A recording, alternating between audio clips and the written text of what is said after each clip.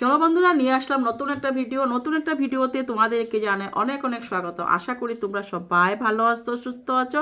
আমিও ভালো আছি, সুস্থ আছি। আজকে আবার নিয়ে আসলাম প্রীতম আরও বৃষ্টির কয়েকটা কথাবার্তা নিয়ে। বৃষ্টি আরও প্রীতমের কথাবার্তা বলতে গেলে, বৃষ্টি আর প্রীতম যে কতটুকু প্রি প্ল্যানিং করে এই চ্যানেলটার মধ্যে এসেছে। ওরা আগের থেকে মানে যখন থেকে ওরা নিবেদিতার ভিডিও নিয়ে ওরা ভিডিও করেছিল, তখন থেকে ওরা নিজে নিজে কথাটা মানে সাজিয়ে নিয়েছিল যে এভাবে যদি আমরা বলি তাহলে আমরাও কিন্তু বেশ টাকা ইনকাম করতে পারবো। কিন্তু সেটা না, সেটা যদি তোমরা ভাবো যে রূপ দেখিয়ে টাকা ইনকাম করতে পারবে, সেটা কিন্তু ভগবান অ্যাকচুয়ালি তোমাদেরকে দিয়ে দিয়েছে। হ্যাঁ বলবো, তোমাদেরকে দিয়ে দিয়েছে।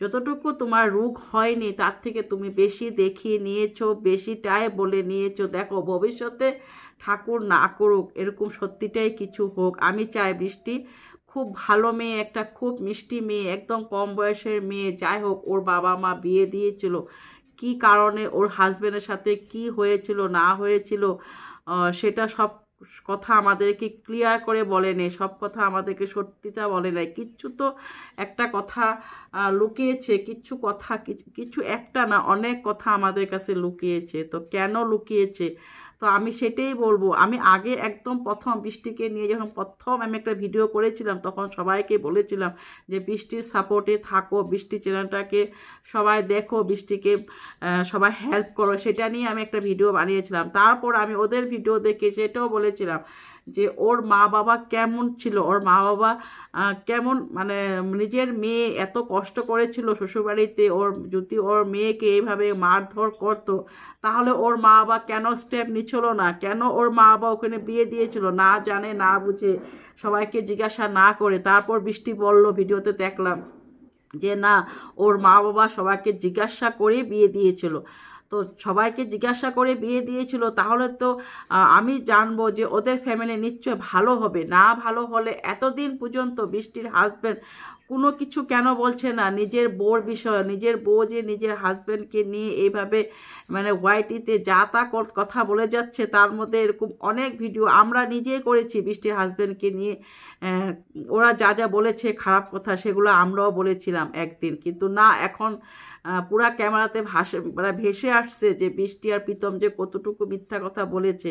তো সে জায়গাতে আমি এটাই বলবো যে প্রীতম যদি প্রীতম নিজের ভাই হয়ে থাকে, মানে প্রীতম তো বলেছে, মানে বলতে গেলে কি বলতো, একই কথা। প্রীতম বলেছে প্রীতমের দাদু আর বৃষ্টির এক্স হাজবেন্ড তো বলবো না, কারণ ওদের মধ্যে এখনো ডিভোর্স হয়নি। ওরা ডিভোর্স না দিয়ে বৃষ্টির সাথে আর প্রীতমের সাথে রেজিস্টার ম্যারেজ হয়েছে। কারণ ডিভোর্স না হলে ওরা পুরা মানে সামাজিক বিয়ে যেটা হয় সেটা করতে পারবে না, সেই জন্য রেজিস্টার ম্যারেজ ওরা করে নিয়েছে। আর হ্যাঁ, ওদের রেজিস্টার ম্যারেজ করেছে 2022-এ, আর ওরা বৃষ্টি ছিল 2023-এ কলকাতা ফ্ল্যাটে। তখন তোমরা কি ভাবতে পারো যে বৃষ্টি যদি 2022-এ ডিভোর্স হয়ে যায়, তাহলে 2023-এ না, সরি কি বলছি, 2022-এ যদি ওরা রেজিস্টার ম্যারেজ হয়ে যায়, তাহলে ওরা 2022-এ ওরা পালিয়ে চলে আসছে শিলিগুড়িতে।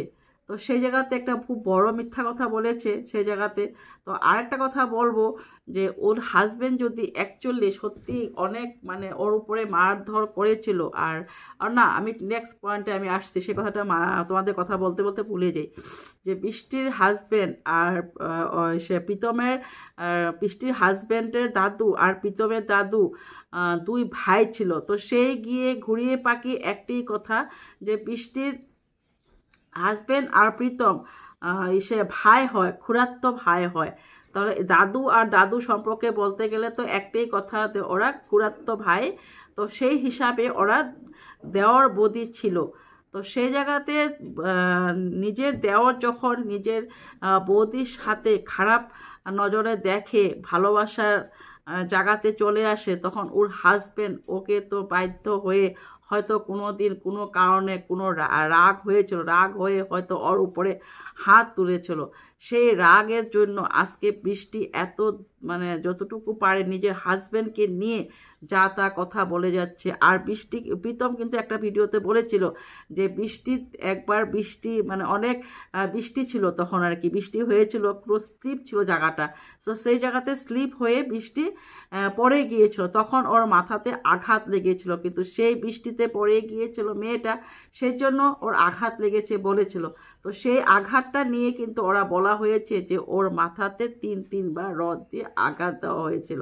সেটার প্রমাণ কোথায়? প্রমাণ তো আমরা পাচ্ছি না, খালি মাথা দেখলাম, মাথা আমাদেরকে দেখিয়েছে যে চুল পড়ে যাচ্ছে, সেই জন্য ওর রড দিয়ে মারা হয়েছিল, ক্লথ জমা হয়ে গেছিলো। কারণ সেটাও হতে পারে যে ও যে পড়ে গিয়েছিল স্লিপ করে, সেই জন্য ওর মাথাতে পড়ে যাওয়াতে আঘাত লেগে গিয়েছিল, সেই জায়গাতে ক্লথ জমা হয়ে গিয়েছিল। কিন্তু সেটা কথা না, ওর হাজব্যান্ড ওকে রড দিয়ে মারা হয়েছিল। তারপর ও আবার আমাদেরকে বলল যে চুল কেটে ফেলতে হচ্ছে। কিন্তু ও একটা কথা বলেছিল ভিডিওতে যে বৃষ্টির নাকি যেই পেটে এসে হয়েছে, ওর পেটে যে ইউট্রাসটা হয়েছে সেটা ইনফেকশন একটু হয়ে গিয়েছিল, সেই ইনফেকশনের জন্য ওর ওষুধ দেওয়া হয়েছিল, সেই ওষুধটা রিয়াকশন করে ওর চুল পড়ে যাচ্ছে মানে আস্তে আস্তে করে। তো সেই জন্য হতে পারে ওর চুল পড়ে যাওয়া, সেই জন্য বৃষ্টির সেটা বা প্রীতমের সেটা বলা উচিত হয়নি যে ওর হাজব্যান্ডে ওকে রড দিয়ে মেরেছিল, রড দিয়ে মারার জন্য ওর মাথাতে ক্লথ